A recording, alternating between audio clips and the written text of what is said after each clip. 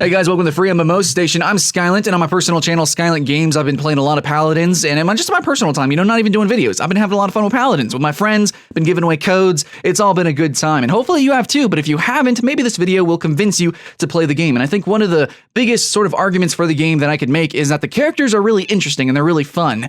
I really do like how simple and fresh and fast the game is. Yeah, it's just really easy to get into. It's kind of casual, I'll admit it, but there's some true playmaking potential with these characters, especially when you add in the deck building. There's a lot of complexities. So yeah, there's definitely some genuine, raw, awesome experiences that you can, well, experience if you play this game and you actually put the time in to learn some of these characters and their decks. Now I'm going to tell you my time with these characters and kind of tell you how they work. You know, their auto attacks, their different abilities, their role that they play, and some of the potential with their decks and their cards that you can utilize. So yeah, if you guys haven't seen our first impressions on Paladins, like you have no idea what Paladins is, you should probably go check that out. But for those who have, maybe have an inkling of Paladins, let me fill you in on the rest.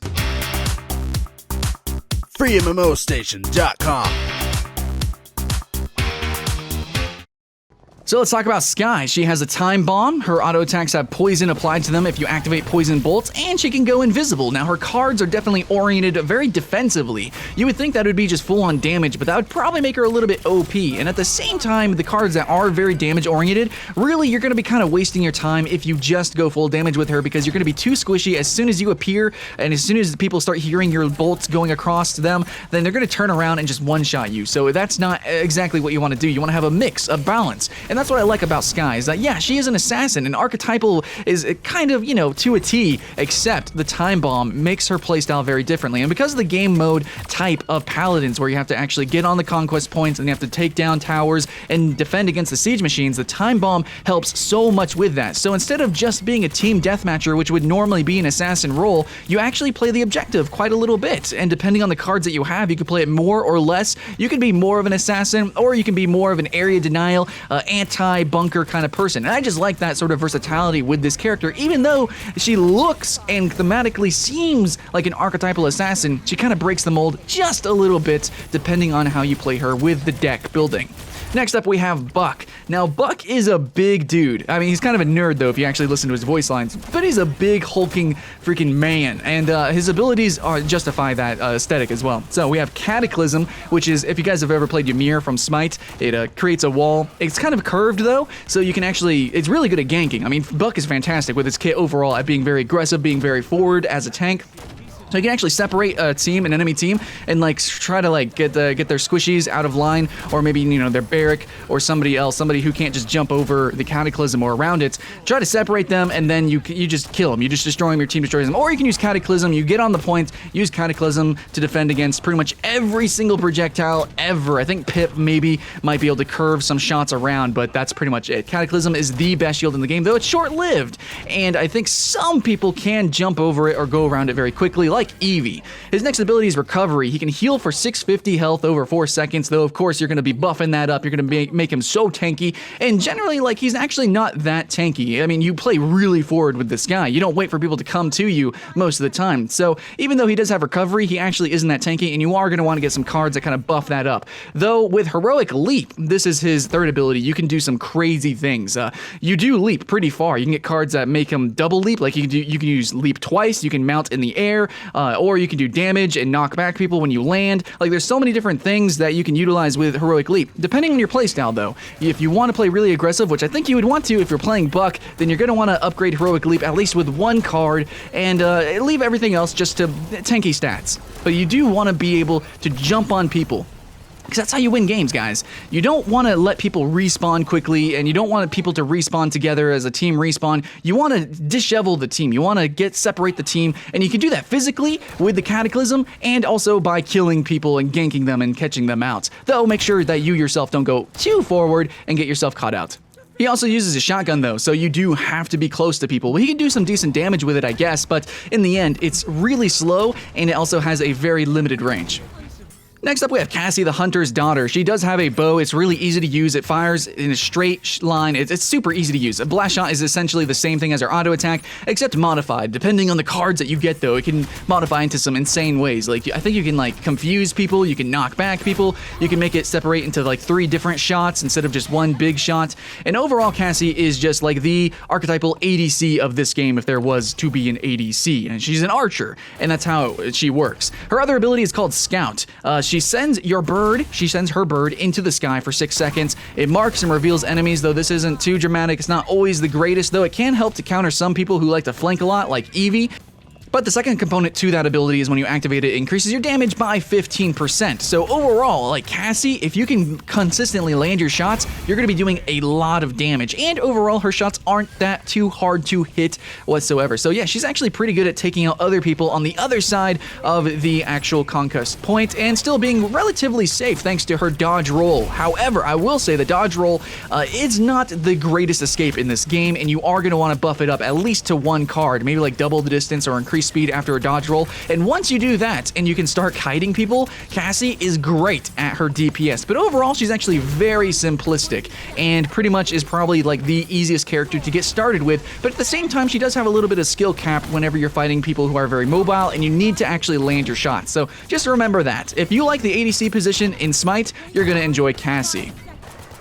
Next up, we have Ruckus, which is kind of similar in terms of roles as Cassie, except just a little bit tankier. Honestly, like I think probably higher DPS overall too. But he's a lot stronger at taking out shields, basically non-player characters, turrets, and as well the siege machine, and doing freaking tons of damage to the vaults and the doors. So Ruckus, the worst of friends.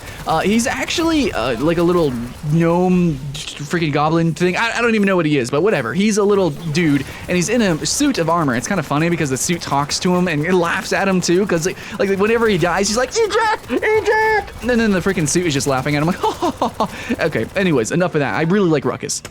So his first ability is called Dual Fire. It increases your attack speed by 100%. Now, depending on the cards that you get, you can do some insane DPS. Like, you are basically non-stop just dishing out damage. His auto attacks are also hit scan, and it's just Gatling guns. It's incredibly easy to use.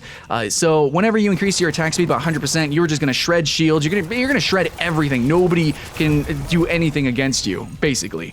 Also, to help you consistently do damage, your second ability is called Emitter, and it creates an energy shield around yourself, absorbing 600 damage. And now this is where you can actually play him one of 2 ways. So you can go full damage and maybe a little bit of survivability, or you can go full kind of like tank and support, which is pretty weird. I mean, he's DPS anyway, so you want to stay alive as long as possible, and you are going to do some good damage, and it's not very hard to use. So either way is probably fine, but I think most people really just want him for that damage because nobody can do as much consistent damage as this guy can over long periods of time. So go full on damage, probably get a refresh cooldown on your dual fire, or just overall more damage, or just, you know, just buff up dual fire. Like, holy shit, dude, it does so much damage. If you see the siege machine coming into your base, just dual fire and basically it's dead. And then his third ability is Hover. Hover is an okay escape. It's just very obvious. There's no real surprise to it. It's not as surprising or has as much agility as dodge roll. There's really no healing involved, but you can get some cards to heal while hovering, or you can shoot while hovering. And so depending on your card build, you can be even more tankier or do even more damage. And I do like that versatility to him. Now next is probably my favorite damage dealer, period, and that's Pip. Straight out of Guardians of the Galaxy, I swear. Pip is the fire thief. Apparently, I think he stole some sort of alchemical recipe, and now he uses it in his weapons. But his first ability is Explosive Flask. It throws a fiery flask, it explodes for some damage, and it basically works and arcs and explodes, and it is essentially just like an auto attack, just like Cassie, very similar to Cassie's Q. So this thing, though, you really want to use this for burst. So even though it doesn't do too much extra damage and it has a high cooldown, you basically want to do this to surprise people with a huge amount of damage. And remember, it's AoE, and his auto attacks are also a grenade launch, so you can do some pretty good AoE damage, especially if you build up to where all your attacks do extra AoE size or damage. And then you also have that combined with adhesive. Now, adhesive, though, is a little bit different. Now, Pip is really good at long range, sieging, burst damage too, and he can be good close range, though. So if you use adhesive, which you kind of slightly toss the adhesive, it's like a big AoE slow, you can do some big damage close up, and then you can use weightless, which allows you to jump higher and you move a little bit faster, and you can get the crap out of there. Now, you can build them a couple of ways. You can build them sieging, your shots go further, they have a bigger AoE, but overall you're not doing more and more like super duper damage, or you can build them like super crazy damage because all in all his kit is very survival oriented, like he's very mobile and he also has the slow. So you can be super aggressive with this guy, almost like playing him like a damage-dealing buck, where you can jump on people, use the adhesive, throw the explosive flask, and then you can like have poison gas all around it. You can do dots. You can have the explosive flask react with the adhesive to do double poison. You can have adhesive last longer, so there's extra poison. Like there's a lot of different ways you can do lots of different kinds of damage with this dude, and that's why I really appreciate him, because his kit overall is very synergistic with itself. And you don't need too many cards to really play in a versatile way with him, which I appreciate. Now we have Fernando. Fernando, oh my gosh, I think he was the bane of my existence whenever I first started playing this game. Though I think he looks freaking awesome. I really do like his aesthetic and everything. He essentially mix, I don't know, like a knight with like the heavy with the pyro in Team Fortress 2, and you kind of have Fernando, and his title is the self-appointed knight. Now this dude, he's got a lot of character. He's very cocky and shit, so, but he deserves to be because he's like the tank in this game at the moment. He has a slight dash. However, it's not very big. It's nowhere near the epicosity as Buck's leap. So he's not really a ganking type character, though he can chase people down. He does have a long range fireball which fires in a straight shot, and it's really big. It's really hard to miss this thing. So if somebody's running away on a horse, you can use your fireball to do just a little bit of extra damage to catch somebody out, and that can make the difference. You don't always need a giant wall in front of somebody to stop them. You can just fireball them and then charge them and then just flamethrower them down, which yes, his auto attack is a flamethrower, so he's a great contender for doing DPS, killing lots of people, just getting right in their face and just doing tons of damage to lots of different people. Basically, you're going to see him sitting on the point a lot. That's kind of what he does because his middle ability is called Shield. It expands your shield, it blocks damage, and you probably want to build up cards that increase the shield size and its health, because that's going to keep you alive longer. And you don't really need to worry about too much on damage because you are going to be doing lots of damage, and that's kind of what your team does anyways. Most people are going to kite you around regardless. So basically, you just want to up your shield and up your tankiness because blocking and saving your teammates is really important. And that's kind of what you do as Fernando. Next up, we have Evie. Evie is, I'm starting to think she might be my personal favorite, maybe. I don't know. She plays like an assassin, so I don't know. She's weird, okay? And she's new, so I'm still kind of getting to grips with her, but she's called the Winter Witch. Now, saying that, this is kind of where a lot of people have like little debates. She is a frost mage, however, her base abilities don't have anything to do with frostiness, okay? That's all in the cards. So whenever you upgrade Blink or Illusions or Soar, these are her abilities, you have potential to like freeze people in place or slow them or, you know, stuff like that. However, her abilities are as follows. She has illusions, so it kind of plays like a Mesmer from Guild Wars 2. You can actually create illusions of yourself, and I think everyone gets cards to just get as many illusions as possible, because not only is it confusing to the enemy, which Evie is the real one. By the way, if you see an Evie jumping, then that's the real one, because clones don't jump. So, you know, just keep that in mind as an Evie player and going against her. But illusions also do damage. Like, they actually do damage. So the more illusions you have, the more damage they do, and you can buff these up even more. It's crazy. Next, her next ability is, of course, a mage ability. Of course, you have to have this ability, is Blink. And this kind of what makes her almost like the scout of this game. So you can teleport a short distance. There's a slight sort of wind up to it, you know, just for counterplay, but you can go all over the place with this. You can jump over walls. You can jump over like entire almost mountains, basically. Almost, man. You can definitely go places with this. And combine that with her third ability, which is Soar, where she hops on her staff and rides it like a witch on a broom. This is incredible. You can actually get a card to where you regenerate health while mounted, and soaring counts as mounted. So you can just be flying all over the place and just kind of being like an annoying buzzing bee, very similar to what Skye can do. However, you don't have the bunker busting abilities like Skye, but you do have a bigger arsenal or a wider variety, I guess, of tools you can use to be annoying, okay? So you are constantly summoning summoning illusions, constantly flanking, and you are a little bit safer. No, you don't have invisibility, but you can freaking go places with the blink and soar combined. And depending on the cards you have, you can be kind of CC oriented, as in like you don't do as much damage as maybe you could, but you kind of lock people in place. You can do some really crazy ganks, and you can play a little bit more aggressive with her, or you can just go full on damage and DPS, which is really good at taking down different castle walls, and also you can jump onto the castle walls and kill people. So yeah, freaking awesome. All right, let's talk about Grok. Grok's pretty cool, man. He's the lightning orc. Basically, they just kind of copied and pasted the shaman from World of Warcraft, the class. And I mean, it kind of works though in this game. I really do like Grok. Now, at first I didn't like him. I thought he was really simplistic, but dude, as a support, he does a lot of damage. It's really surprising. I think a good Grok is always going to be #1 on damage. I don't know why, just like it's ridiculous the amount of damage you can do. Okay, I kind of do know why. Basically, it's this one ability called Chain Lightning. Your auto attack, which is just like this lightning bolt, it's a hit scan lightning bolt. It's super easy to use.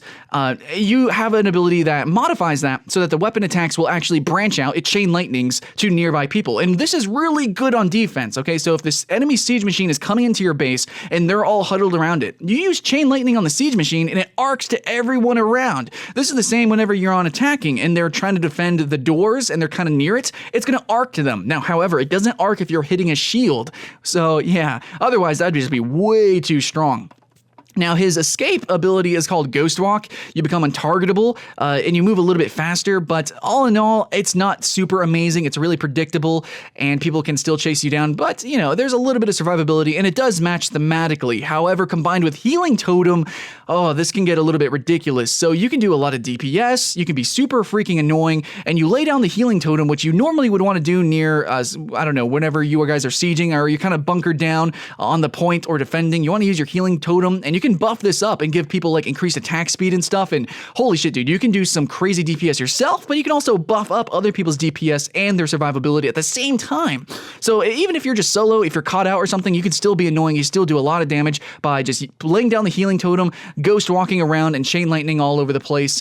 He's just, overall, he is a support, but seriously, it's not like he just supports. He has a huge amount of versatility, especially within his cards. All right, so finally, the final character that we have released yet. They might release, I think they probably will release one more before beta ends, but we have Barracks, the Ruins Raider. He looks like your stereotypical dwarf. Yes, he is a dwarf. His first ability is Barricade, and yes, his second ability is a turret. So you're almost always gonna throw down the turret and then throw down the barricade just in front of the turret. Now, teammates can shoot through the barricade, which is pretty good, but what I really like about Barracks, and I want to talk about this real quick, guys, is that in other games where characters have turrets, almost always the turrets are kind of like, they're not as long range as maybe you would like them to be, and the actual character, their gun is like a shotgun, or it's close range, or they're just melee. But Barracks actually, overall, his turret and his gun is very long range oriented. Like whenever you start the game, it's very sniping oriented. However, with cards and also with his third ability, you can also be very CQC oriented. You can get right into people's faces and really fuck them up. So his third ability is called Rocket Boots. This is one of the better escapes out there because you move really freaking fast with Rocket Boots, but also you get some cards that can enhance your DPS tremendously. And since you want to be sitting around your turret generally and defending it, you do probably want to get the flame, I think it's called Blaze or Flame Trail with your Rocket Boots. So when you run past people or through them, there's like a fire trail, it does extra DPS. You can also change your turret to be a flame turret, or you can get it to where like you have two turrets at the same time. Basically with Barracks, you are going to be kind of a defensive player. However, you can be defensive like long range, like extra defensive, I guess, or you could be like CQC. You can be a little bit aggressive with this guy, but overall, you still focus on your turret and defending your turret and, you know, keeping it healthy. However, you do have your barricade, and overall, you're going to see Barracks basically with Fernando's sitting on the points, throwing down barricades, and just having shields aplenty, and maybe the turret is off in the distance somewhere, just sniping people down. You just really don't want the turret to be shot down, so you might want to kind of hide it in a crevice somewhere. Like, just don't put it in the open. Even if you put it just behind your barricade, if you don't have another shield or Fernando or just another teammate defending the turret, it will go down fast. But basically, you want to up all your turrets and everything because your main gun, even though it is long range, doesn't do too much damage. So yeah, that's basically, you play, protect the turret, and jump on the point and protect the point. And that's it, guys. You've officially met the champions of Paladins. Now, personally, my favorite, I like Buck. I like Pip. Ruckus is kind of cool too. I'm kind of getting used to him. I think he's maybe a little bit more straightforward than I would appreciate, but then again, I don't have all his cards, so keep that in mind.